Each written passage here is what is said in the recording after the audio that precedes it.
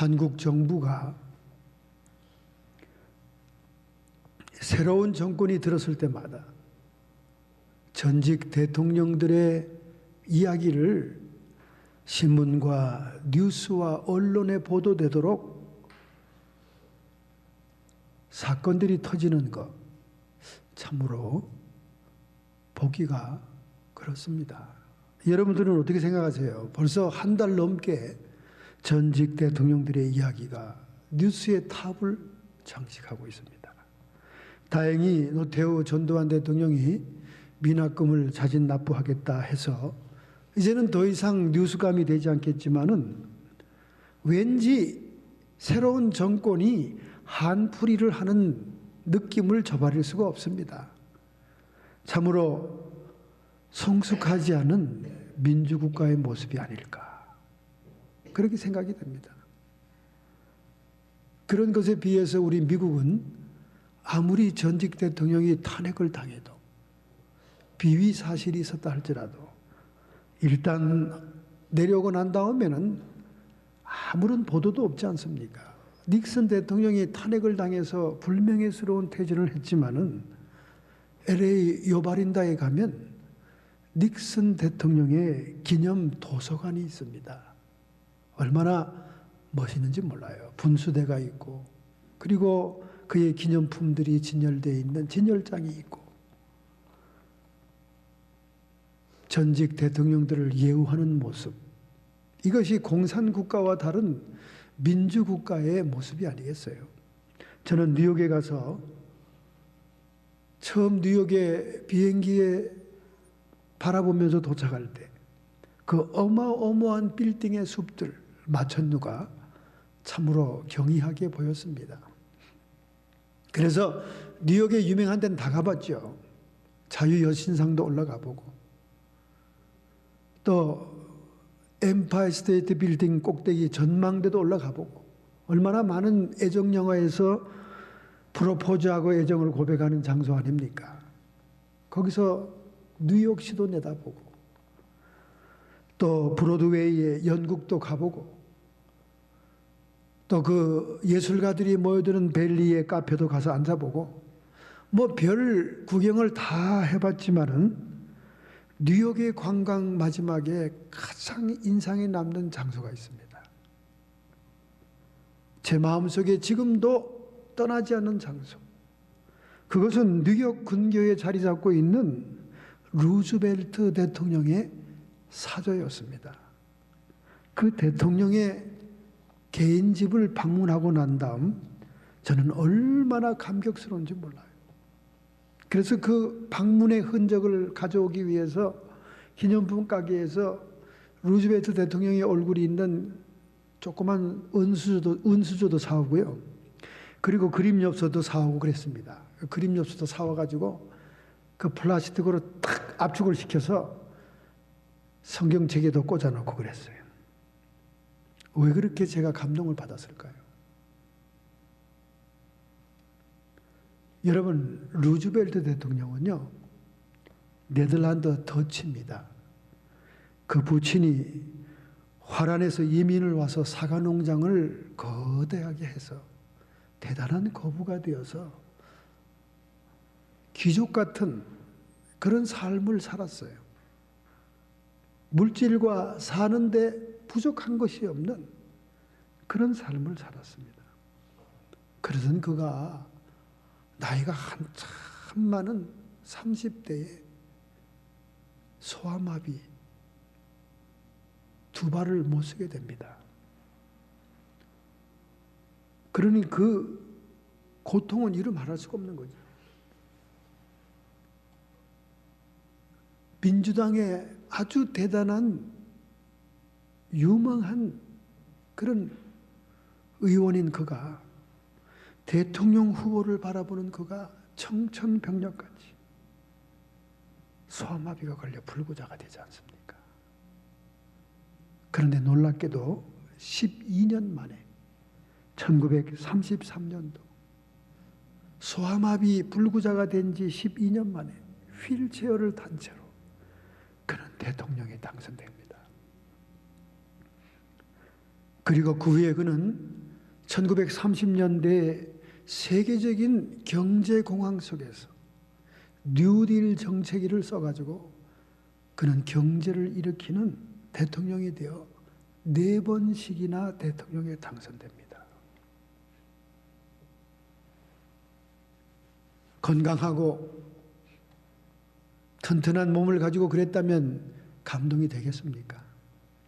그러나 그런 휠체어를 타고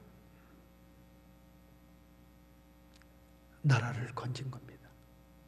그의 그 소지품들이 진열장에 이렇게 있는데 귀도 잘 안 들렸던 것 같아요. 보청기도 거기 있고요.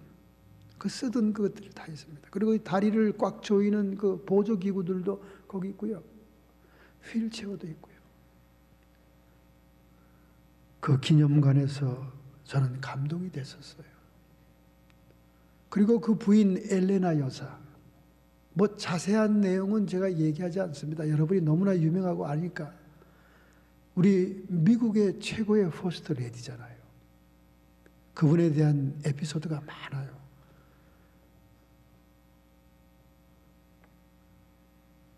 저는 거기를 갔다 와서 참 감동이 됐습니다.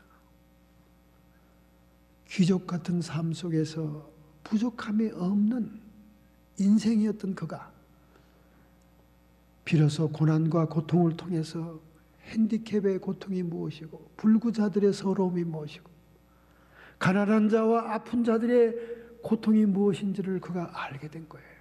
그가 요양 가기 위해서 온천에 갔을 때 많은 핸디캡들을 만납니다. 그가 대통령이 있을 때 불구자와 핸디캡을 위한 월표를 창시하지 않습니까? 가난한 자를 위한 월표를 만들지 않습니까? 오늘 우리 한국의 이민자들이 혜택을 받고 있는 이 월표들이 다 그 루즈벨트 대통령 시절에 만들어진 거예요. 여러분, 고난이 사람을 만듭니다. 귀족같이 태어나서 부족한 것이 없었고 그냥 그대로 그가 대통령이 되었더라면 곤고한 자, 가난한 자, 핸디캡들에 대한 그 고통을 알 길이 없었을 겁니다. 이처럼 때때로 우리 인생의 고난은 축복의 계기가 된다는 것이죠. 오늘 메시지의 주제는 고난에 맞춰 있습니다.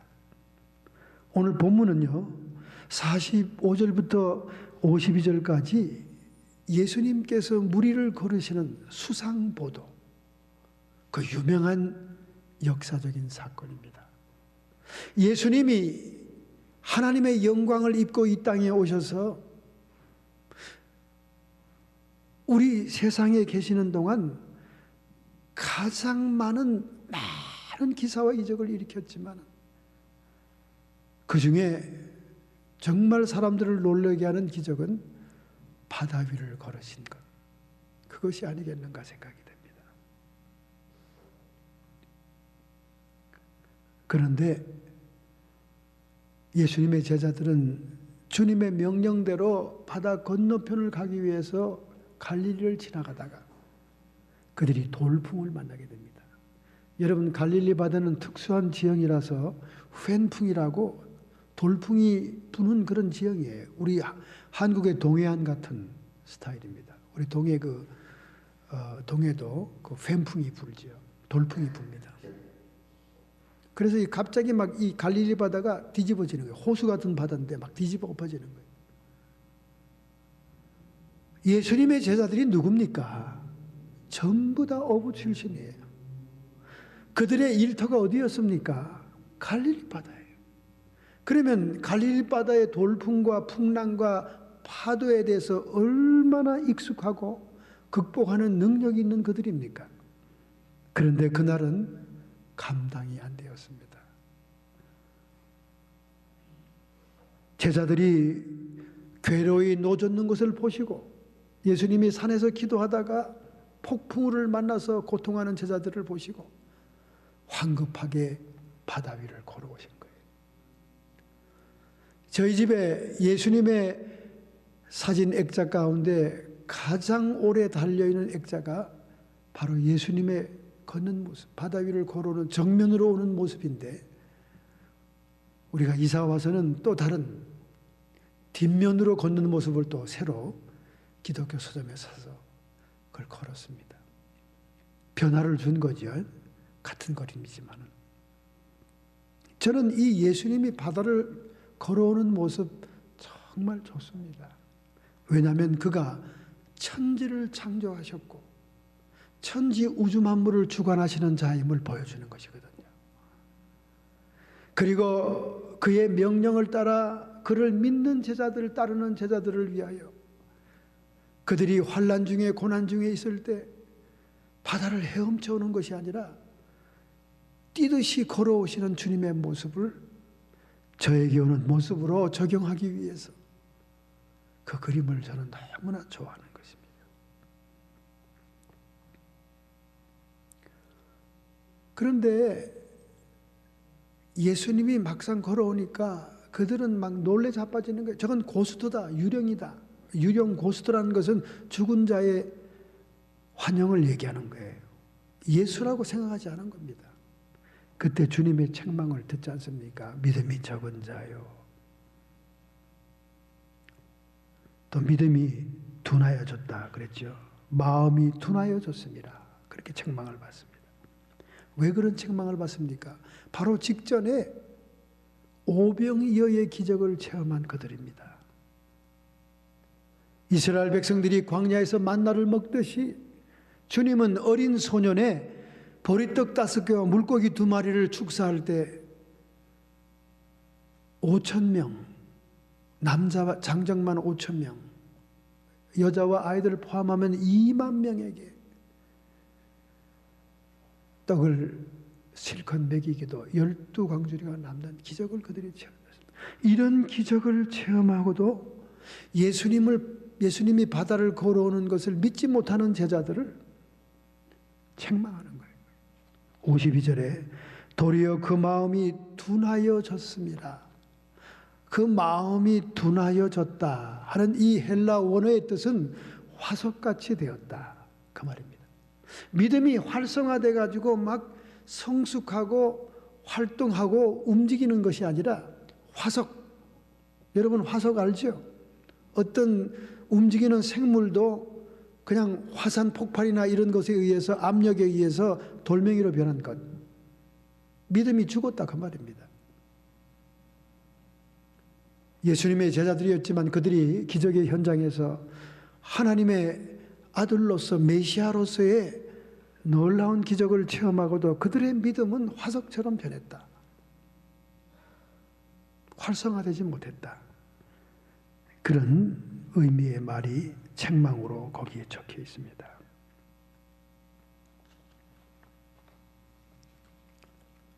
(53절부터) (56절은) 이제 그 배에 예수님이 올라타자 풍랑이 잔잔해졌고 그들은 건너편 게네사렛으로 도착합니다. 그런데 게네사렛에 도착하니까 수많은 사람들이 나와서 병자들이 치료함 받습니다. 귀신이 떠나갑니다. 가장 하나님의 치료의 역사가 일어납니다. 이 본문 6장의 전편에는 나사렛 동네에서 예수님이 전혀 소수에게만 기적을 일으키는 현상을 보여줍니다. 예수님의 성경 말씀 선포와 천국 복음의 증거와 기사와 이적을 이 동네 사람들이 믿지를 못해요. 이 사람이 마리아 아들 목수가 아니냐? 야고보와 요셉과 유다와 시몬 형제가 아니냐? 그 누이들이 우리와 함께 있지 않느냐? 자신들의 선입견, 자신들이 가지고 있는 생각 자아의식을 버리지는 못했습니다. 그때 예수님이 6장 4절에 탄식하잖아요.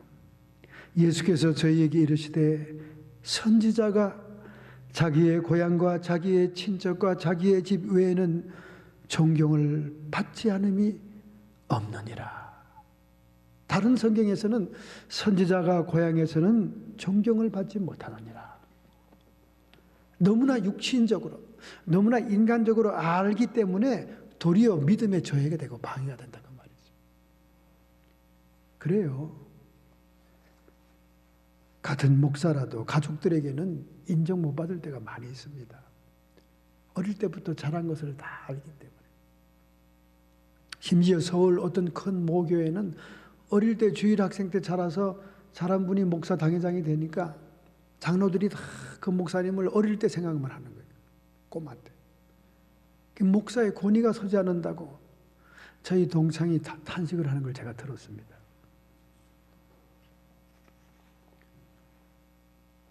그러나 게네사렛 동네에서는 들것에 병자를 실어오고 주님을 정말로 믿어서 하나님의 기사와 이적이 예수 그리스도의 손을 통해서 일어난 사실이 오늘 본문 마지막 부분에 기록되고 있는 것입니다. 아무데나 예수께서 들어가시는 마을이나 도시나 촌에서 병자를 시장에 두고 예수의 옷가라도 손을 대기만 하면 간굴하니 손을 대는 자는 다 성함을 얻으니라. 얼마나 믿음이 강했던지 예수님이 직접 안수해 주거나 축복 기도를 안 해줘도 지나갈 때 슬쩍 옷깃만 스쳐도 다 나을 것이라는 강한 믿음이 있었길래 그들이 막 치료받고 기적이 일어났다는 거예요. 할렐루야. 여러분, 이와 같은 역사는 어제나 오늘이나 영원토록 동일하신 주님의 역사로 지금도 역사가 일어납니다. 할렐루야. 할렐루야. 제가 한국의 부흥에서도 그런 일이 일어났지만 이 동네에서도 그런 일이 일어났어요. 제가 가지고 있는 손수건을 그냥 회중에게 보내니까 손수건이 가면서 귀신이 쫓겨나고 병든 자가 치료받고. 믿어지지 않죠, 여러분? 아이, 설마겠어요, 여러분. 우리 산호세에서도 그런 일이 일어났잖아요. 하도 불러대니까 한 번 불러대면 2시간 아닙니까? 산호세, 사우스 산호세 사시는 분이니까. IBM 회사 있는 근처에 사는데. 처음에는 몇 번 가줬죠. 그렇지만 2시간씩 밤 자다가 가려면 너무 힘들잖아. 이거 어떡합니까, 주님? 그랬더니 그 부흥회 때 손수건을 딱 보여주더라고요, 하나님께서. 이 사람에게 손수건을 주란 말이구나. 그래서 손수건을 딱 펼쳐놓고 성경책 위에 얹어놓고, 권사님 보세요. 이게 손수건입니다. 고기를 끄덕끄덕한. 사도행전에 나오는 거 아시죠? 사도 바울의 손수건이나 베드로의 옷깃을 건드려도 주님 성령이 역사하지 않습니까? 이제 여기다 기도하겠습니다. 그래서 같이 다 기도했어요. 권사님 또 그 귀신이 찾아와서 권사님을 쓰러뜨리고 에머전시에 빠지게 하면 저를 불리지 말고 손수건을 머리에 얹으세요. 그리고 예수님을 찾으십시오. 순종하겠습니다. 그래서 저 부르기 전에는 에머전시를 계속 드나들었어요, 권사님. 근데 에머전시에 드나들어도 소용이 없으니까, 정상이 변하지 않으니까 그 다음에 저를 부른 거예요. 그래서 가서 기도하니까, 기도하는데 저도 안수도 안 했어요. 같이 앉아가지고 저는 방언으로 기도하는데 그냥 발라당 낮아버리면서 떠나가 버렸어요. 근데 그 다음에도 또 몇 번 또 현상이 들락날락 하니까 현상이 일어나는 거예요. 그 전화가 왔길래, 권사님 손수건 머리에 얹으라니까. 여보, 손수건. 그 안수 집사님이 막 손수건을 가져와서 또 얹는 소리가 나요. 그들이 그냥 귀신이 떠나가는 겁니다. 할렐루야. 우리 주님께서는 믿는 자에게 어디에 있든지 무엇을 하든지 믿음의 접촉점을 통해서 성령의 기름 부음과 능력의 역사가 일어나는 사실을 알 수가 있습니다. 그러나 나사렛 동네에서 자기 고향 땅에서 믿지 않은 데는 일어날 수가 없는 거예요. 예수님도 손쓸 수가 없는 거예요. 그 예수님이 뭐라 그럽니까? 거기 6장에 거기서는 아무 권능도 6장 5절이죠. 행하실 수 없어. 다만 소수의 병인에게 안수하여 고치실 뿐이었고, 6장 6절입니다. 저희가 믿지 않음을 이상히 여기셨더라. 예수님도 속수무책이에요. 믿지 않은 자에게는 어떻게 할 수가 없는 거예요. 도리어 이상히 여기고 아무 권능도 행하실 수 없었더라. 믿음이 몇 개가 되지 않으면 영의 세계의 능력이 현실 세계에 나타나질 않습니다. 그래서 나사렛 동네에서는 주님이 무색하게 지나왔는데 풍랑을 만난 배를 타고 도착한 게네사렛에서는 많은 병자가 치료받는 역사가 일어났습니다. 할렐루야. 벌써 예수님과 제자가 도착한다는 소식을 듣고 병든 자를 침상채로 들고 와서 배에서 내리기를 기다리는 그들, 그 믿음 통해서 하나님의 역사가 일어난 것입니다. 자, 오늘 주제로 돌아가서 오늘 주제는 고난 아닙니까? 고난의 큰 종류가 두 종류가 있습니다. 첫째는 불신자들이 받는 고난이 있어요. 둘째는 신자들이 받는 고난이 있습니다. 불신자들이 왜 고난을 받을까요? 불신자들 가운데도 택함을 입은 자들은 고난을 받습니다. 그의 구원을 위해서. 시편 107편 10절 11절에 말씀했습니다. 사람이 흑암과 사망의 그늘에 앉으며 곤고의 쇠사슬에 매임은 하나님의 말씀을 거역하며 지존자의 뜻을 멸시함이니라. 하나님의 뜻을 거역하고 지존자의 뜻을 멸시하는 자들에게 하나님께서 고난을 주는 겁니다. 디모데전서 2장 4절에 말씀합니다. 하나님은 모든 사람이 구원을 받으며 진리를 아는 데 이르기를 원하시느니라. 할렐루야. 고난을 통해서 자아를 깨트려 하나님 앞에 나오게 하기 위해 불신자들에게 고난을 주는 거죠. 역사가 토인비 박사가 즐겨 하던 얘기입니다. 여러분이 이미 이 얘기를 많이 들었을 겁니다. 역사가 토인비 박사가 소개한 얘기. 여러분, 영국의 어부들은 북해 저 멀리까지 나가서 청어를 잡습니다. 청어를 잡아요.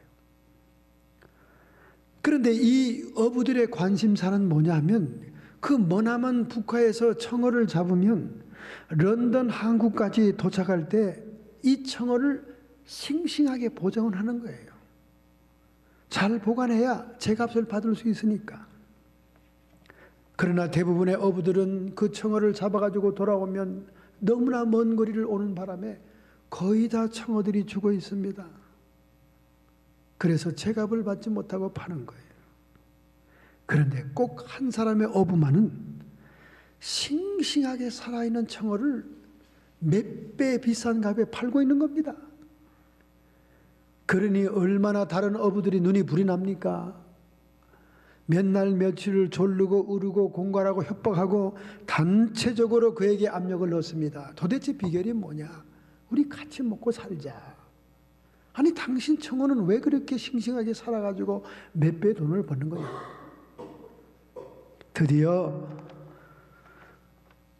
동료들의 압력에 굴복한 이 어부가 비밀을 소개했습니다. 나는 청어를 잡을 때마다 청어를 넣은 통에 메기 한 마리씩 집어넣습니다. 깜짝 놀라는 거예요, 어부들이. 아니, 메기가 청어를 잡아먹을 텐데 잡아먹어봤자 두세 마리입니다. 나머지들은 북해에서 런던 항구까지 올 때까지 메기에게 잡아먹히지 않기 위해서 이리 도망가고 저리 도망가고 온몸을 가지고 온 힘을 다해서 도망 다니다 보니까 런던 항구에 도착할 때까지 싱싱하게 살아있는 겁니다. 그 간단한 비결을 다른 어부들은 몰랐던 거예요. 이때는 그 냉동시설이나 이런 게 없을 때입니다. 여러분, 토인비 박사가 소개한 이 이야기가 얼마나 우리에게 중요한 힌트를 줍니까? 여러분과 제가 깨어있기 위해서는 메기와 같은 고난이 있어야 되는 거예요. 할렐루야. 우리가 교회 생활하다 보면 저 인간은 좀 교회를 좀 나갔으면 좋겠다. 저 가시, 저 매기 새끼 저거, 저거 좀 교회 안 나왔으면 좋겠다 그러면 그분이 나갑니다. 드디어 눈치가 있으니까 밀려가요. 근데 가고 나면 또 다른 매기가 생긴다니까. 자생적으로 그 안에서 또 생겨요, 매기가. 여러분 싫은 사람이 나가면 이제 교회 생활이 편할 것 같으죠? 또 다른 미운 사람이 또 생긴다니까요. 목사나 성도나 신앙생활에 가시가 있는 것은 우리가 영적으로 살아있게 하기 위해서, 깨어 기도하게 하기 위해서 하나님이 연단과 고난을 주신다는 거예요. 이것이 성도들에게 고난이 필요한 것입니다. 할렐루야, 할렐루야. 그래서 시편 119편 67절부터 65절부터 말씀하고 있지 않습니까? 고난당하기 전에는 내가 그릇 행하였더니 이제는 주의 말씀을 지키나이다. 고난당하는 것이 내게 유익이라. 이로 인하여 내가 주의 율례를 배우게 되었나이다. 주의 손이 나를 만들고 세우셨사오니 나로 깨닫게 하사 주의 계명을 배우게 하소서. 주를 경외하는 자가 나를 보고 기뻐할 것은 내가 주의 말씀을 바라는 연고이나이다. 고난이 축복이라는 거예요. 고난 때문에 하나님의 말씀을 깨닫게 된다는 겁니다. 여러분 자신을 돌이켜보세요. 좀 형편이 나아지고 기도가 응답이 다 되고 좀 생활이 이제는 평탄하구나 싶을 때 또 여러분 고난이 또 오죠? 이유가 있는 거예요. 우리의 신앙을 깨우기 위해서, 우리의 교만을 깨트리기 위해서, 우리의 자아를 깨트리기 위해서 하나님이 고난을 자꾸 줄 수밖에 없는 거예요. 여러분이 진작에 항복하고 여러분의 진작에 스스로 자기 욕심을 자제하고 자아를 깨트리고 겉사람을 죽이며 새 사람으로 살아간다면 하나님이 왜 고난을 주겠어요? 조금만 방심하면 여러분의 신앙이 해이해지거든요. 그러니까 자꾸 몸에도 아픔이 오는 거예요. 증세가 오는 겁니다. 그러면 또 하나님께 매달리잖아요. 그러면 또 내가 뭘 불순종했나 자기를 살펴보지 않습니까? 그래서 성도들에게 이런 고난이 오는 것입니다. 그래서 이런 고난이 오게 될 때 떠나는 부류가 있어요. 고난이 오면 깨닫고 변화되어서 하나님께 가까이 나오는 사람도 있지만은 떠나는 사람도 있다는 거예요. 그 떠나는 사람이 누구냐? 오늘 본문에 보니까 세 부류의 사람들이 나옵니다. 6장에 세 부류의 사람. 첫째, 헤롯과 그 주변에 있는 사람들. 헤롯 왕. 우리 본문 이 6장에 보면 헤로디아의 딸이 춤추는 그 장면이 나오고 세례 요한이 목이 잘리는 장면이 나오잖아요. 헤롯과 그 주변에 있는 사람들, 심지어 사두개인까지 포함해서 이 사람들은 왜 고난이 오면 떠날 수 있을까요? 그들은 세상 부귀영화와 권력을 추구하는 자들이기 때문에 그렇습니다. 그들이 사두개인처럼 종교인일지라도 권력을 구하고 세상의 물질을 구하고 있다면 고난 오면 떠납니다. 아니 내가 뭐 하나님한테 못한 게 뭐 있어? 아 내가 뭐 잘하는데 왜 고난이 와? 그러면서 신앙을 떠나요. 헤롯과 그 주변에 있는 인물들입니다. 세상 부귀영화, 권력을 추구하는 자들. 심지어 사두개인 같은 종교인일지라도 자기의 이익과 유익이 없으면 떠난다 그 말이에요. 그런 부류의 사람들이 교회 안에 있어요. 교회 안에 있습니다. 두 번째, 나사렛인 같은 사람들입니다. 예수님의 고향 사람. 예수님의 고향 사람들은 어떤 특징이 있습니까? 선입관을 가지고 있는 거예요. 선입관.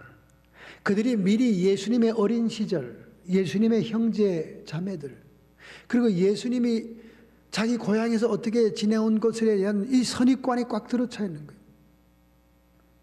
결국 자기의 자의식, 육적인 자아를 깨트리지 못하는 사람들이에요.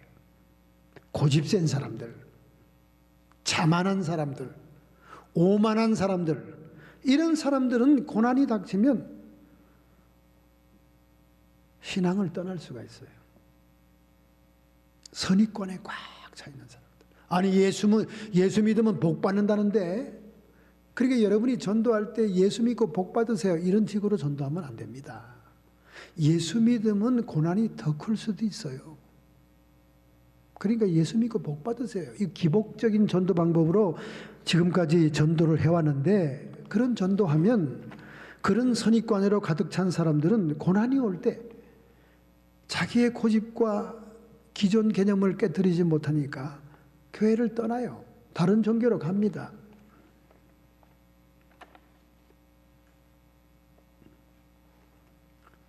로마의 교회에 가면 그 유명한 지하묘지 카타콤베가 있지 않습니까? 이 카타콤베에 대해서 얘기를 해도 끝이 없습니다.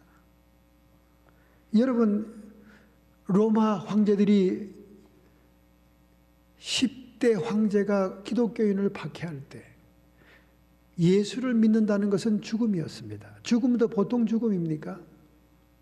짐승에게 콜로세움에서 뜯어먹는 죽음이에요. 십자가 형틀에 기름 발라가지고 네로 황제의 파티에 횃불로 쓰임받는 죽음입니다. 죽음도 보통 죽음이에요. 이런 세월이 한두 해 그런 게 아니라 250년 동안 그랬습니다. 요즘 사람들 같으면 신앙을 다 버리죠. 요즘같이 야가 빠지고 자기 이익을 취하는 그런 믿음 가진 사람들 같으면 벌써 다 떠나죠. 근데 250년 동안, 250년이면 몇 세대가 지나갑니까? 몇 세대가? 30년이 한 세대인데 7세대가 지나가는 거예요. 8세대가. 250년 동안을 신앙과 믿음을 지키기 위해서 지하묘지에 은신처를 삼고 예배의 처소를 삼아 그들이 신앙생활을 유지하지 않습니까? 제가 현장에 가봤지만 폭은 1m밖에 안 돼요. 폭은 1m. 약간 머리를 숙여야 됩니다. 폭은 1m에 높이가 3m. 지하묘지입니다. 그리고 그 지하묘지의 총 길이를 다 보면 880km예요. 그 정도가 되니까 로마 군인들이 추적에 따라왔다가 들어왔다가 길을 잃어버리고 다 도망 나가죠. 그리고 그 카타콤베를 그 지하묘지 길을 따라가면서 그 벽이 묘지예요. 그 벽에 700만 명의 시체가 묻어 있어요. 기독교인의 시체. 700만 명. 여러분, 700만 명이면 한 도시의 인구입니다. 한 도시. 여기 플레젠톤, 우리 동네 도시 그 겨우 7만에서 10만 명밖에 더 됩니까? 700만 명의 기독교인들이 카타콤베의 그 지하묘지 벽에 묻혀 있습니다. 250년 동안. 그들이 그렇게 신앙을 지켰기에 로마가 소수의 기독교에 의해서 정복을 당하지 않습니까? 할렐루야. 이런 인내와 이런 피와 눈물과 순교의 신앙이 있었기에 로마가 정복을 당합니다. 로마가 손을 드는 거예요. 소수의 기독교인들이었고 핍박받는 소자들이었던 그들이 로마를 장악하잖아요. 고난이 왔을 때 성도들이 신앙을 버리고 배교했더라면 그런 일이 일어나겠어요? 오늘 이 세계에 거의 3분의 1이 기독교 신자가 됐겠습니까?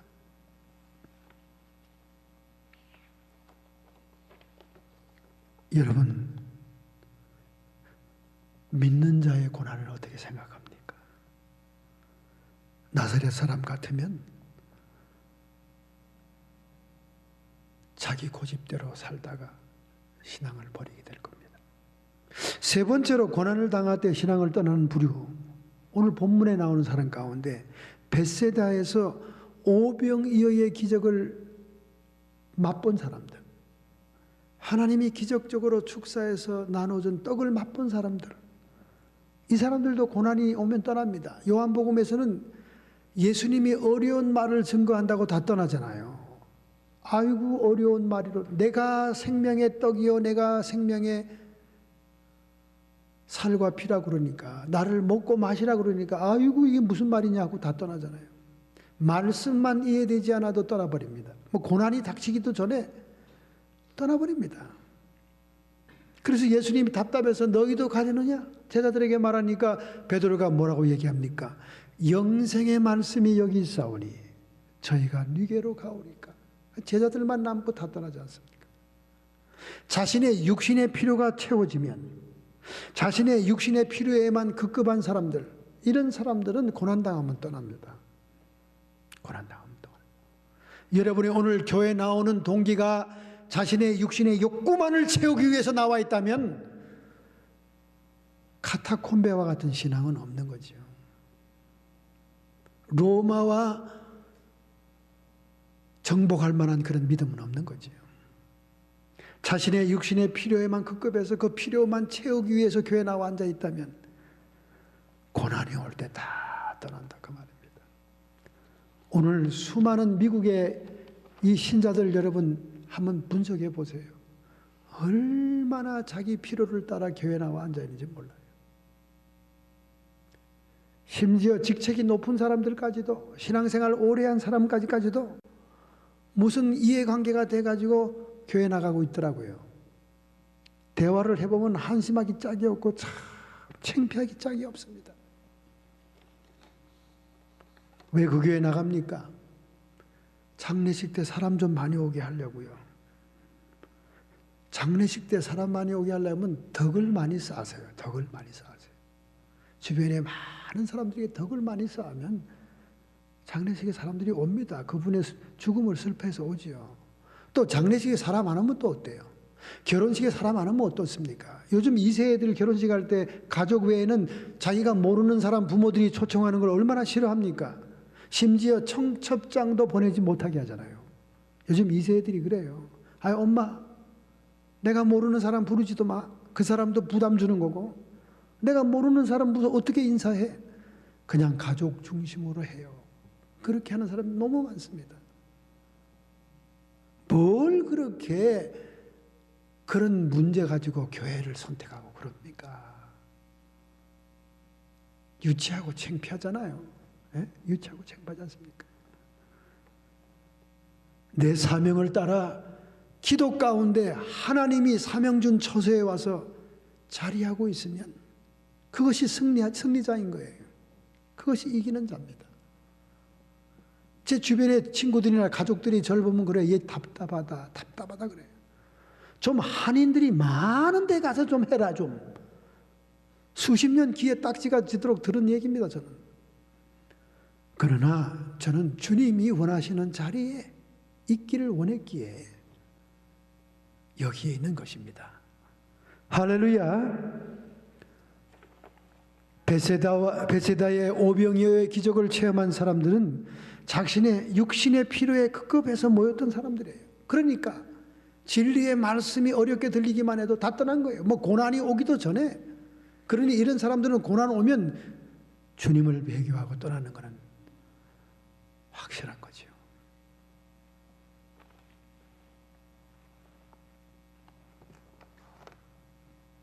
요한복음 8장 31절에 그러므로 예수께서 자기를 믿는 유대인들에게 이르시되 너희가 내 말에 거하면 참 내 제자가 되고 진리를 알지니 진리가 너희를 자유케 하리라.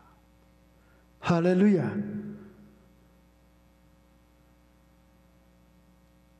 조건이 어떤지 환경이 어떻든지 내 이해관계가 어떻든지 간에 내가 주의 말씀에 거하면 참 제자가 된다 그랬습니다.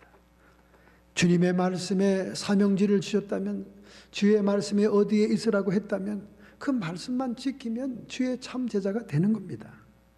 그때 그 진리가 여러분을 자유케 할 것입니다. 내가 걱정하던 것, 내가 문제 삼던 것, 내가 조건이 맞지 않고 이해관계가 떨어지지 않는 것, 이 모든 것들이 진리로 오히려 자유를 얻게 된다고 말입니다. 할렐루야.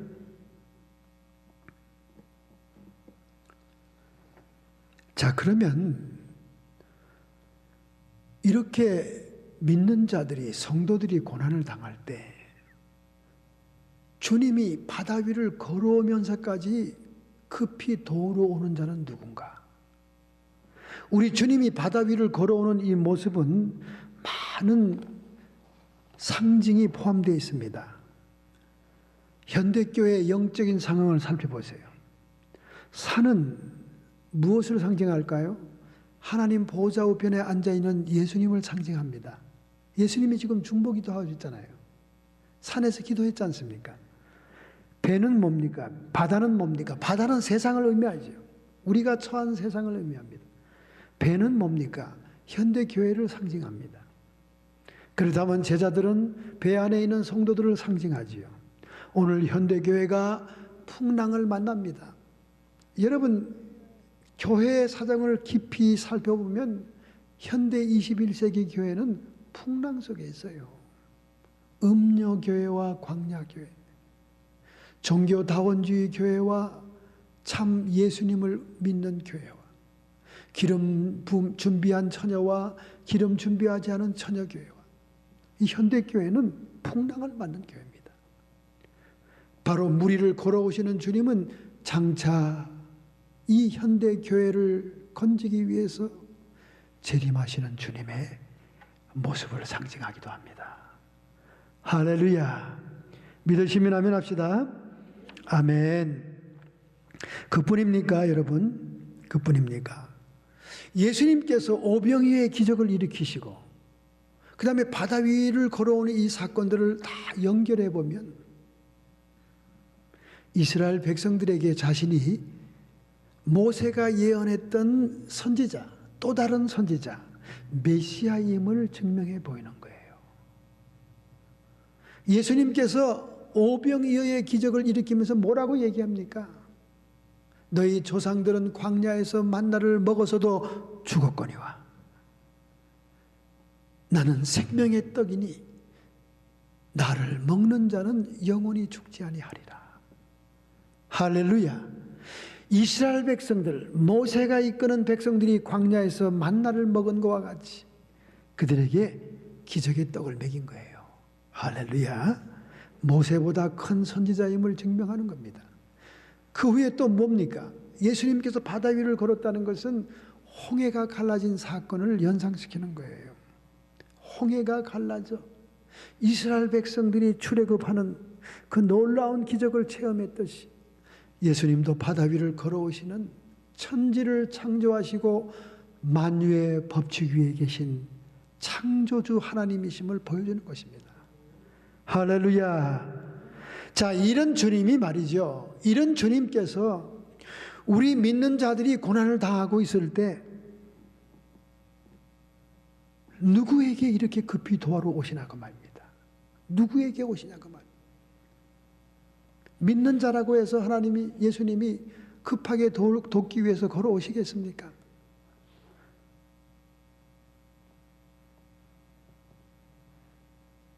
하나님의 뜻대로 살려고 하는 성도들에게 하나님은 급하게 걸어오십니다. 할렐루야. 분명히 예수님께서는 제자들에게 나는 산에서 잠깐 기도하겠다. 너희는 건너편으로 가라. 예수님의 명령에, 예수님의 뜻에 의해서 바다를 건너는 중이었습니다. 하나님의 뜻대로 살려고 하는 제자들이 아닙니까? 예수님의 명령대로 순종하려고 하는 제자들이 아닙니까? 그들이 주님의 뜻을 순종하고 있습니다. 바람이 거슬려도 순종하고 있습니다. 오늘 여러분과 제가 하나님의 뜻대로 살려고 하고 있지 않습니까?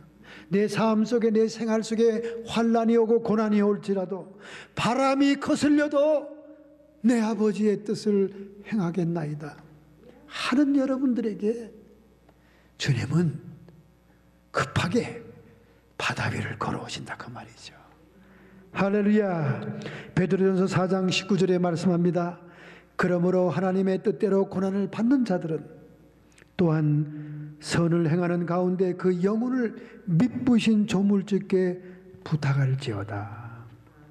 이 말씀은 초대교회들이 예수님 이름 때문에 순교하는 자들에게 위로하는 말씀이었어요. 그러나 오늘 우리들에게도 동일하게 주시는 말씀입니다. 하나님의 뜻대로 고난을 받는 자들, 여러분이 주님의 이름 때문에 억울한 일을 당하고 있습니까? 주님의 이름 때문에 곤란 지경에 있습니까? 하나님의 뜻대로 고난을 받는 자들은 그 영혼까지도 믿을 만한 하나님께 부탁을 해라. 계시록 3장 10절에 말씀합니다. 내가 나의 인내의 말씀을 지켰은즉 내가 또한 너를 지켜 시험의 때를 면하게 하리라. 적은 능력을 가지고도 하나님의 말씀을 지킨 빌라델비아 교회를 축복하는 말씀입니다. 시편 50편 15절에 말씀합니다. 환난 날에 나를 부르라. 내가 너를 건지리니 내가 나를 영화롭게 하리로다.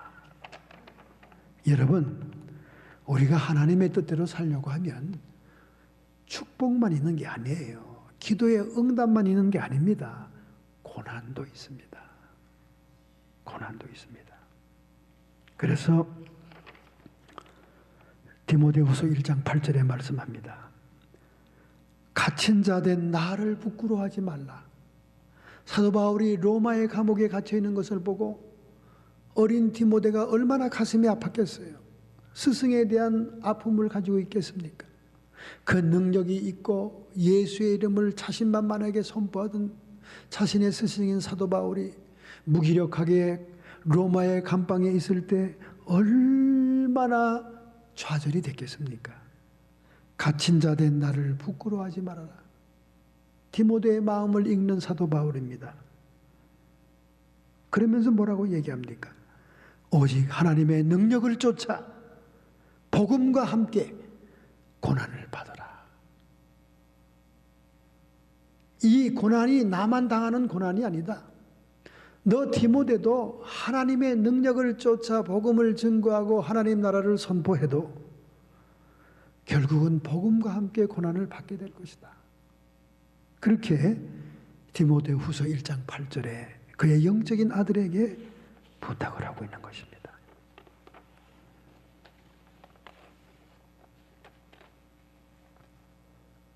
여러분, 우리가 신앙생활을 잘 하려고 하면 할수록 고난은 옵니다. 역경의 벌대라고 하는 시편 118편의 이야기가 있습니다. 역경의 벌대. 여러분, 벌에 쏘이지 않아야 되죠. 말벌 같은 데 쏘이면 생명의 위협을 받습니다. 꿀벌도 쏘이면 엄청 붙잖아요. 제가 시골에서 목회할 때 양봉하시는 집사님들이 많이 있었습니다. 가끔 그 양봉 현장에 신방을 가게 되면 제가 벌에 쏘일까 봐 가면 그물 모자부터 씌워줍니다.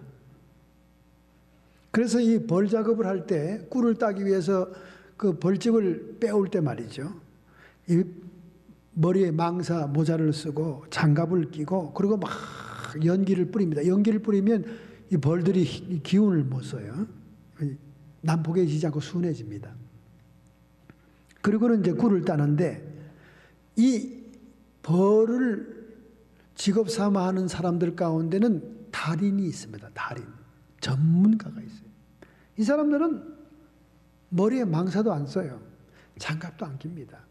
연기도 뿌리지 않아요. 매워서 연기 한 손에 들고 뿌리다 보면 자기 작업이 불편하니까 아무런 장비를 하지 않고도 볼통을 자유자재로 들어서 꿀통에다 집어넣고 작업을 합니다. 제가 그런 사람들 보고 깜짝 놀랐죠. 신방하다가. 아이고, 장로님은 어떻게 그렇게 하십니까? 그러면 웃으면서 이제 오래 하다 보면 벌을 알게 됩니다. 또 벌도 나를 알아요.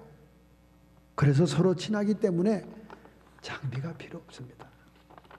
그렇게 말은 하긴 하지만은 가만히 이제 신방하면서 그 작업하는 걸 자세히 보면요. 다른 사람들하고 행동이 달라요.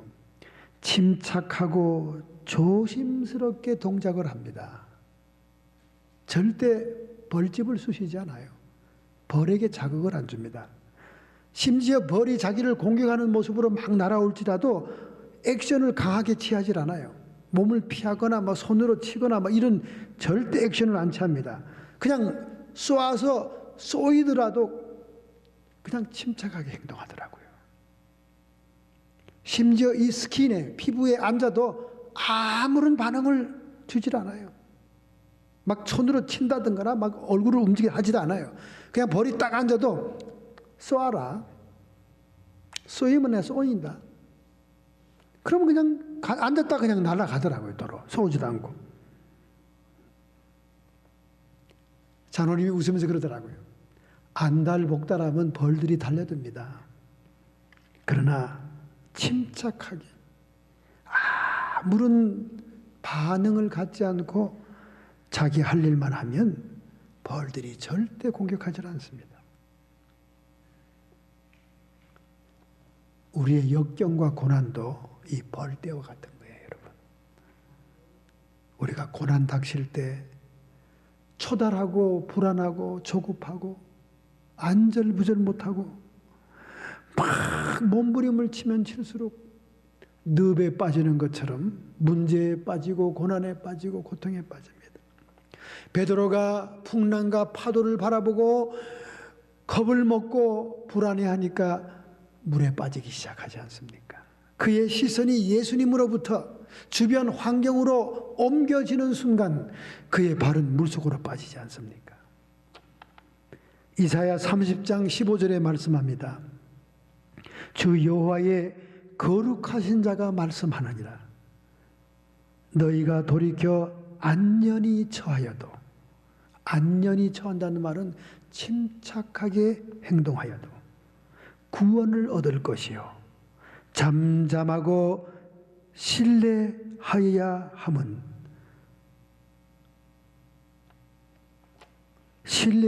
잠잠하고 신뢰하여야 힘을 얻을 것이니라. 할렐루야. 성도들이 역경의 벌떼와 고난이 닥쳐올지라도 도리어 하나님을 잠잠히 신뢰하면서 침착해야 그 하나님으로부터 힘을 얻어서 이기게 된다. 할렐루야. 고난에 대처하는 방법을 우리에게 주시는 겁니다. 그러므로 우리는 고난 중에 말씀을 묵상하고 깊은 기도에 들어가서 우리의 모든 시선을 문제로부터 주님께로 옮겨 놓을 때 고난을 이기게 하는 능력의 힘이 우리에게 부어줄 줄로 믿습니다. 할렐루야. 자, 두 번째로 성도들이 고난을 당할 때 어떤 사람에게 우리 주님이 급하게 찾아옵니까? 그것은 시편 105편에 나옵니다. 17절부터 19절. 한 사람을 앞서 보내셨으며 요셉이 종으로 팔렸도다. 그 발이 착고에 상하며 그 몸이 쇠사슬에 메었으니 곧 여호와의 말씀이 응할 때까지라 하였도다. 말씀이 응할 때까지. 여러분과 저에게 하나님이 약속한 것이 성취될 때까지 우리는 연단 속에 있을 때 주님이 찾아오신다는 것입니다. 시편 37편 23절에 말씀합니다. 여호와께서 사람의 걸음을 정하시고 그 걸음을 기뻐하시나니 저가 넘어지나 아주 엎드러지지 아니함은 여호와께서 손으로 붙드심이니라. 할렐루야. 여러분과 저에게 주신 하나님의 약속이 있습니다. 그 약속이 성취되는 날까지 연단은 계속되지만은 그 연단에 처한 성도를 주님은 급하게 찾아오신다는 거예요. 한 사람이 앞서 보내셨으며 요셉이 종으로 팔렸도다. 그 발이 착고에 상하며 그 몸이 쇠사슬에 메었으니 곧 여호와의 말씀이 응할 때까지라 하였도다. 요셉이 어린 날에 하나님의 약속을 받지 않았습니까? 그리고 그 후에 얼마나 고난이 그에게 왔습니까?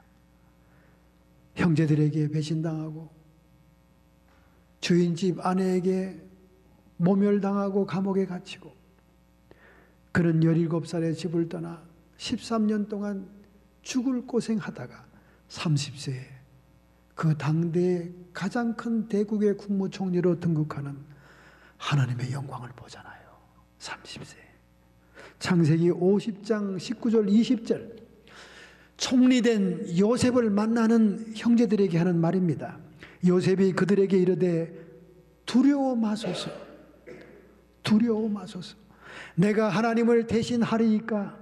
당신들은 나를 해하려고 하였으나 하나님은 그것을 선으로 바꾸사 오늘같이 만민의 생명을 구원하게 하셨나이다. 할렐루야. 하나님의 약속을 이루기 위해 고난이 온다는 거예요. 꼭 예수님 얘기 같지 않습니까? 예수님이 나중에 이제 유대인들을 만나면 그럴 거예요.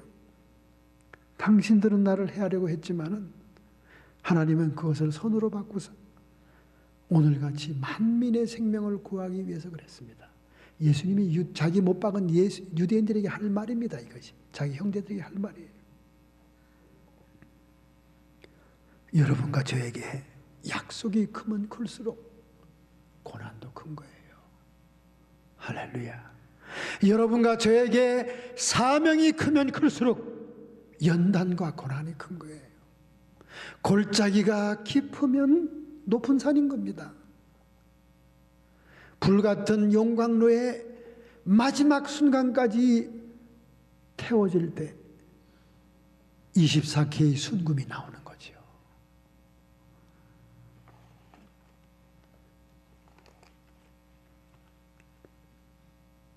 루스 광야에 보따리 하나 가지고 어미의 집을 떠나 하란의 외삼촌 라반을 찾아가던 그 외로운 야곱에게 찾아오신 주님이 뭐라고 말씀합니까? 내가 너에게 허락한 것을 다 이루기까지 결코 너를 떠나지 아니하리라. 하나님의 약속을 주지 않습니까? 그러니까 막 깜짝 놀래가지고 오 주님, 나를 다시 나의 고향으로 돌아오게 하신다면 나에게 주신 허락한 모든 것 중에 10의 1을 하나님께 반드시 드리겠나이다. 11조 약속을 하죠. 그리고 이곳이 하나님의 전이 될 것입니다. 그렇게 하나님께 서원하지 않습니까? 그 후에 21년 동안 야곱은 죽을 고생을 합니다. 노예살이 하지요. 외삼촌 집에서. 고난이 오잖아요. 고난이. 하나님의 약속이 성취되기까지는 고난인 것입니다. 말씀이 응할 때까지니라. 할렐루야. 자, 여러분에게 말씀이 임하고 약속의 말씀이 들어올 때 네 가지의 단계를 거칩니다. 이스라엘 백성을 통해서 우리가 깨달을 수 있는 거예요. 첫째는 노예의 단계가 있습니다. 노예의 단계. 이스라엘 백성들이 애굽에서 노예하던 단계, must, 필요의 단계입니다. must. 우리가 하나님의 말씀을 수용하게 되는 첫 번째 단계는 노예의 단계라는 거예요. 영어로 must의 단계입니다. 필수, 필요의 단계. 여러분, 노예 상태로 있을 때는 해방되는 게 필수고 먹고 사는 문제가 필수입니다. 여러분이 처음 말씀을 접하고 하나님께 나올 때는 인생의 육신의 필요에 따라 나옵니다. 내 가정이 고통이 있으니까, 내 육체가 병들었으니까. 이게 머스트의 단계예요. 가장 처음 시작하는 단계죠. 두 번째는 광야의 단계가 있습니다. 영어로는 캔의 단계입니다. 캔. 광야의 단계, 경험의 단계입니다. 광야에 나와서 먹을 것이 없는데 만나가 내립니다. 광야에 나와서 고기가 먹고 싶은데 메추라기 떼가 내립니다. 광야에 나와서 먹을 물이 없어 목마른데 반석에서 물이 나옵니다. 이 경험하는 거예요. 기적을 체험하는 거예요. 신앙을 통해서 하나님으로부터 공급되는 걸 체험하는 단계, 광야의 단계, 영어로 캔의 단계. 하나님 안에서 다 할 수 있네. 경험의 단계. 여기에서 막 간증이 나오는 거예요. 그래서 막 간증 많이 하고 막 간증을 듣고 간증에 은혜 받고. 요즘 부흥회는 간증 집회가 아니면 부흥회가 열리질 않아요. 옛날하고 완전히 달라졌어요. 요즘은 막 연예인을 불러오든지 누굴 불러오든지 간에 무조건 간증 집회입니다. 남들이 하나님을 통해서 할 수 있었던 경험이 무엇인가를 듣고 나도 해봐야지 하는 두 번째 단계, 광야의 단계입니다. 세 번째는 정탐의 단계가 있습니다. 가데스 바네아에서 12정탐꾼을 보내지 않습니까? 그 중에 10명은 슬프고 비관적인 보고를 하고 여호수아와 갈렙만이 하나님이 우리에게 약속했으니 그들이 아무리 기골이 장대하고 철벽 같은 성벽을 가지고 있다 할지라도 우리의 밥에 불과하다. 우리가 쳐들어가야 된다. 이 정탐의 단계는 의지의 단계예요. will, 영어로는 will이라고 합니다. will. 결단해야 된다 그 말이죠. 결단해야 돼. 아무리 우리가 육신의 필요가 있어서 나왔고 아무리 우리가 여러 사람의 간증과 경험을 많이 들었다 할지라도 자신이 스스로 의지의 결단을 내려야 되는 거예요. 우리 하나님께서는 모든 인간들에게 자유의지를 주었습니다. 그래서 하나님의 성령조차도 인격적인 분이시기 때문에 우리의 의지를 초월해서 역사하지 않아요. 우리 의지가 결단할 수 있도록 영향을 주거나 감동을 주긴 하지만은, 여건을 마련해 주시긴 하지만은 우리 의지를 꺾어버리고 초월하지 않습니다. 그래서 이 말씀 수용의 세 번째 단계는 정탐의 단계로서 하나님의 약속의 말씀이 나에게 임하고 정탐꾼들이 보고하듯이 많은 정보를 알고 있다면 이제는 우리가 결단해서 실천에 옮겨야 된다고 말이에요.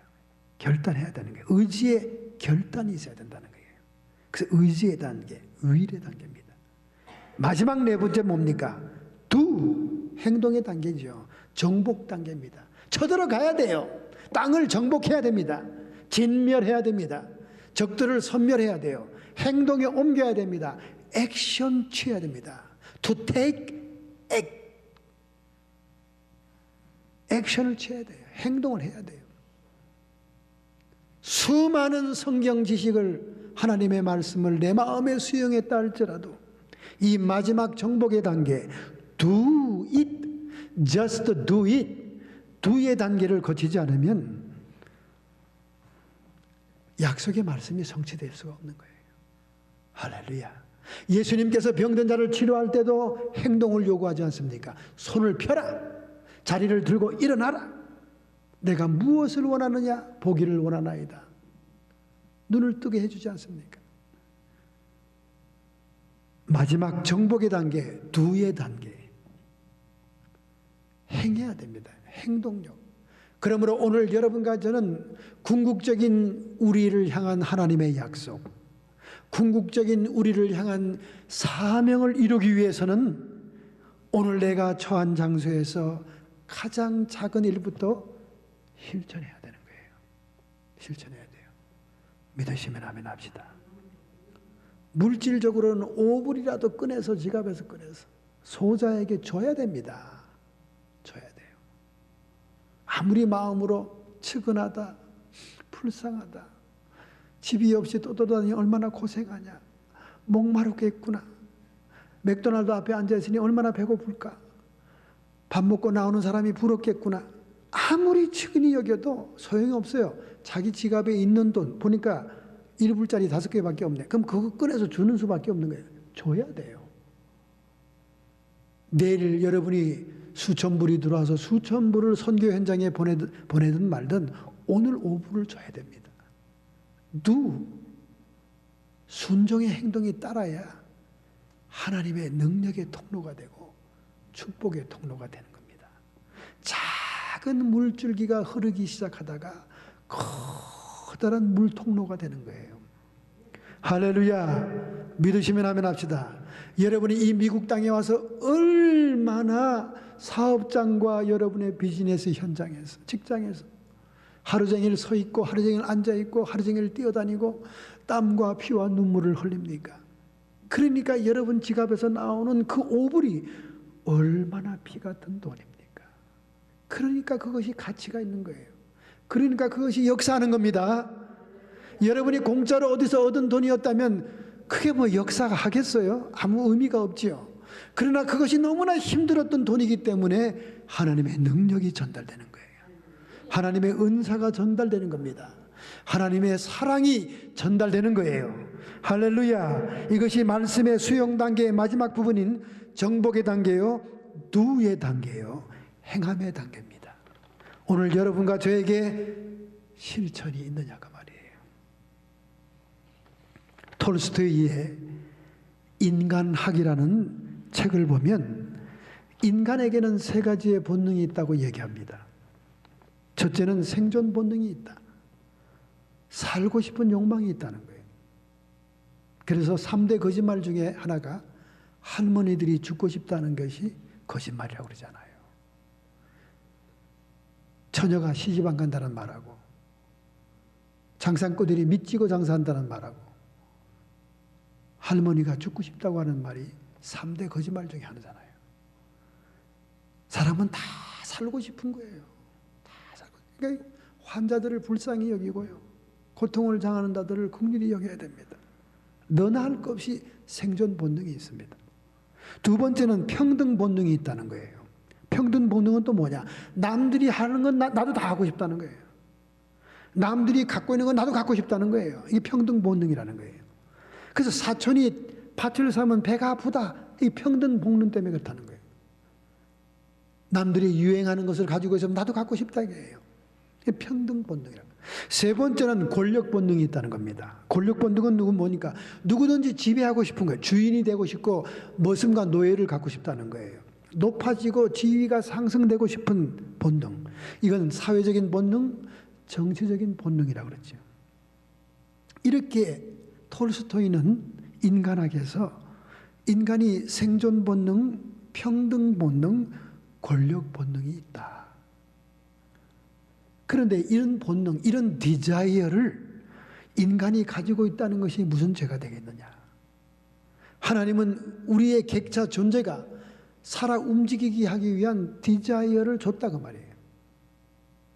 누가 이 본능에 대해서 돌멩이를 던지겠어요?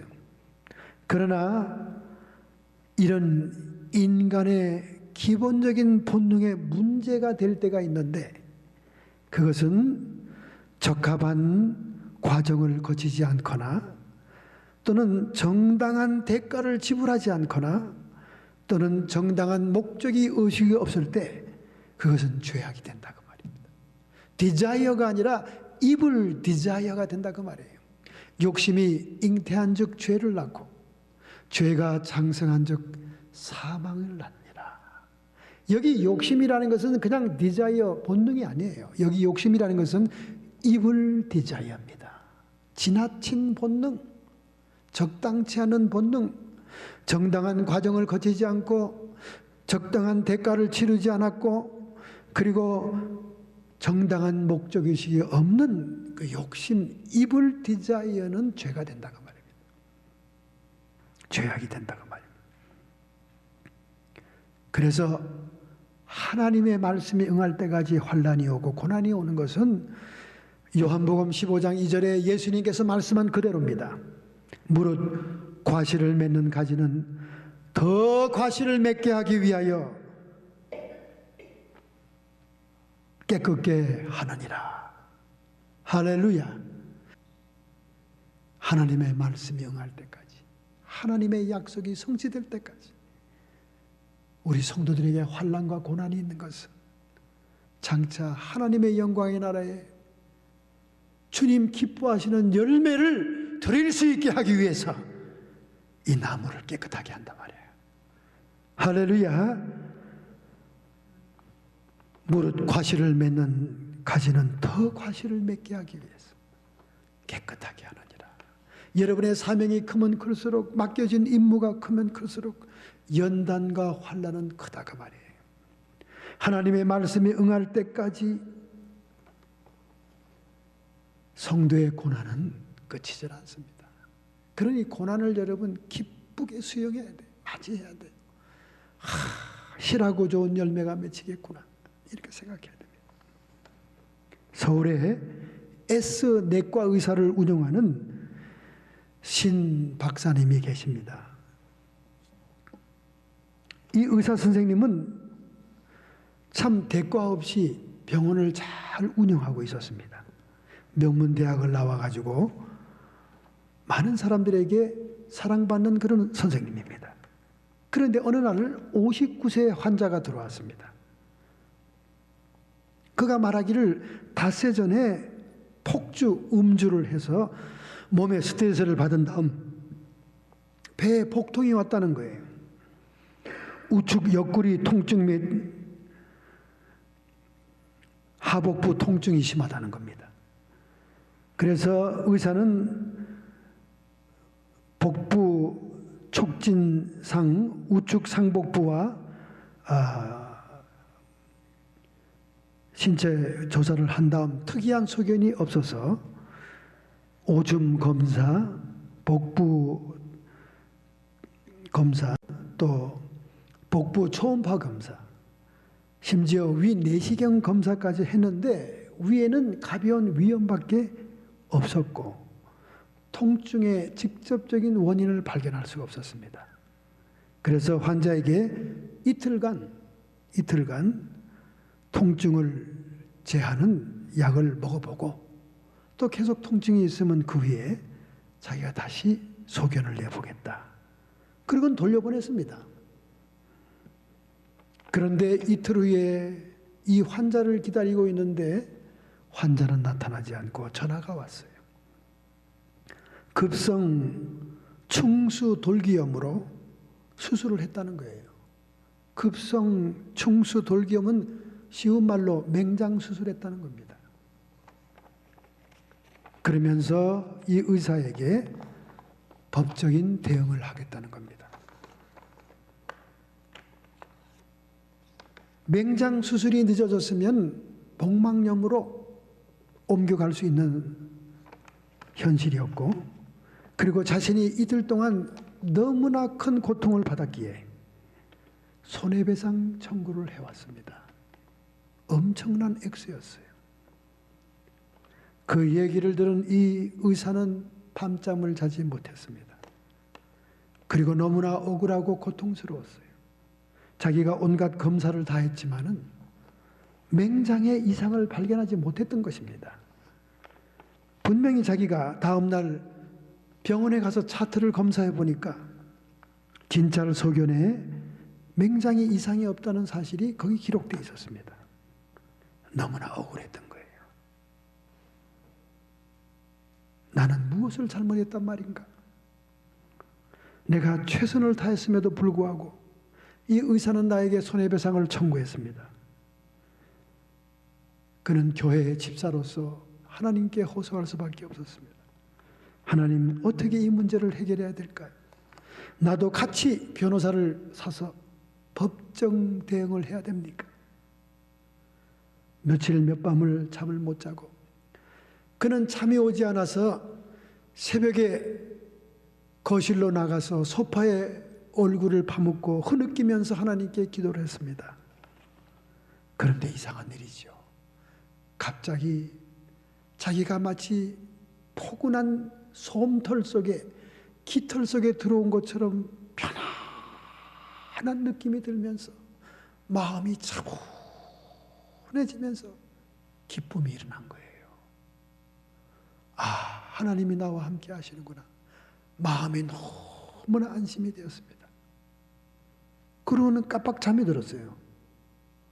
그런데 꿈에 전문 지식이 없는 이 환자가 복통을 하는 모습을 보여주는 거예요. 막 집에서 막 떼굴떼굴 구릅니다.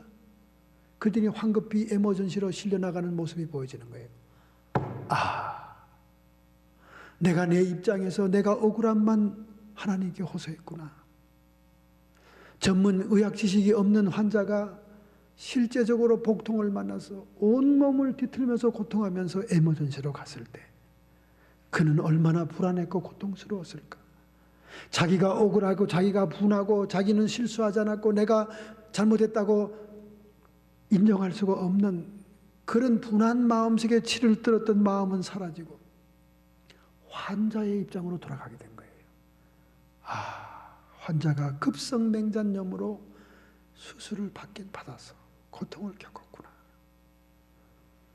깜빡 잠을 깨고 나니까 하나도 억울하지 않아요. 하나도 자기만 생각하는 생각이 없어졌어요. 하나님의 은혜가 임하니까 도리어 환자가 불쌍하고 도리어 환자의 입장을 생각하면서 환자 편에 서 있더라는 거 자기가. 그래, 얼마를 요구하든지 줘야 되겠지 하는 마음이 딱 들고 말한 거예요. 그러면 그 다음날 그 환자의 가족들과 환자를 만났더니 그들이 그렇게 얘기하는 거예요. 선생님도 최선을 다했지만 이 급성 맹장염이 이틀 후에 갑자기 나타난 걸로 압니다. 그러니 그냥 치료비만 좀 대주세요. 그러더래요. 보자하니 잘 사는 사람들도 아니고 또 수준 높은 그런 사람들도 아니지만은 그들이 마음이 부드러워졌더라는 거예요. 그는 그 얘기를 들으면서 하나님께서 어젯밤에 그들의 마음을 다스려 줬구나. 그들의 마음을 녹여줬구나. 그는 얼마 되지 않은 치료비에다가 더 사랑으로 돈을 보태주면서 고통스럽고 애쓴 것을 위로하는 사랑을 베풀었을 때 서로 웃으면서 기쁨으로 진료실에서 헤어졌다는 거예요. 하나님께서 역사하는 그 놀라운 은혜의 사건을 체험한 집사님은 이야, 하나님이 모든 것을 해결해 주시는 분이구나. 다시 한번 하나님께 감사와 영광을 돌렸다는 것입니다. 이 사건을 통해 자신의 깨달음을 돌이켜본 거예요. 자기가 명문대학 나와서 자신만만하고 모든 질병에 대한 자신감, 거기에 대한 교만이 깨어지고, 그리고 환자를 한낱 자신의 돈 버는 하나의 도구로 생각했던, 환자를 긍휼히 여기고 불쌍히 여기지 못했던 것을 대성통곡하며 회개하면서 참 하나님이 기뻐하는 의사가 되기로 작정했다는 것입니다. 할렐루야. 이처럼 고난은 도리어 축복입니다. 이처럼 성도들에게 오는 고난은 하나님의 말씀이 응할 때까지 우리를 더 과실을 맺게 하기 위해 깨끗게 하는 것인 줄로 믿습니다. 이러한 고난을 감사하는 마음으로 여러분의 가슴에 손을 얹기 바랍니다. 전능하신 하나님이 여러분을 붙들고 있습니다. 여러분을 일으켜 세우고 있습니다.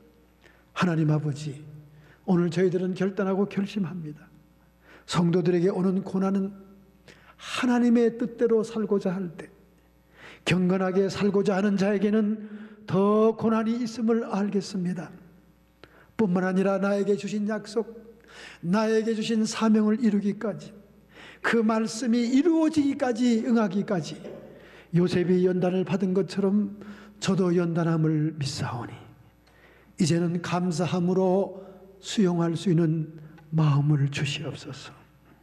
우리의 마음속에 모든 불안과 초조와 염려는 사라지고 성령 안에서 생명과 평안이 임할지어다. 육신과 정신의 역사는 모든 질병들아, 나사렛 예수님의 이름 권세로 묶음을 풀고 떠나가라. 여호와 라파의 치료의 하나님이 함께 하심을 감사합니다. 우리의 마음속에 생명과 평안으로 충만케 하여 주옵시고, 악한 마귀 사탄 귀신의 세력들은 나의 직장과 나의 사업장과 나의 자녀들과 손자 손녀들과 내가 사는 모든 삶 속에서 쫓김을 받을지어다. 떠나갈지어다. 큰 산아 내가 무엇이냐. 수룹바벨 앞에서 평지가 된 것처럼 형통의 축복으로 함께하여 주옵소서. 예수님의 이름으로 감사하며 축복하며